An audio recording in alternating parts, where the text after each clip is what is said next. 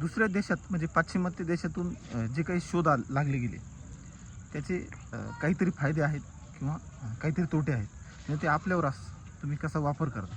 मग त्यात कोणतंही घ्या, लाईट घ्या किंवा काही तंत्रज्ञान घ्या, कम्प्युटर घ्या, सोशल मीडिया तर आहेच, पण रेल्वे घ्या, विमान घ्या, 4 व्हीलर 2 व्हीलर म्हणजे जे काही तंत्रज्ञान आहेत त्याचे काहीतरी तोटे आहेत.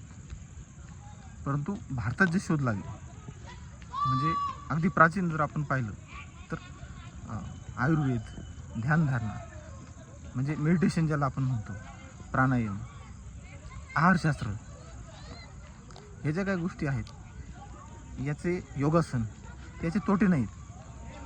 हे जर तुम्ही केले तर याचे आयुष्यभर तुम्हाला फायदेच असणार आहेत. म्हणजे भारतात जे शोध लागले ते आत्मिक शांतता देणारे शोध आहेत आणि पाश्चिमात्य देशातून जे काही शोध लागले ते निसर्गाचा विध्वंस करणारे आहेत.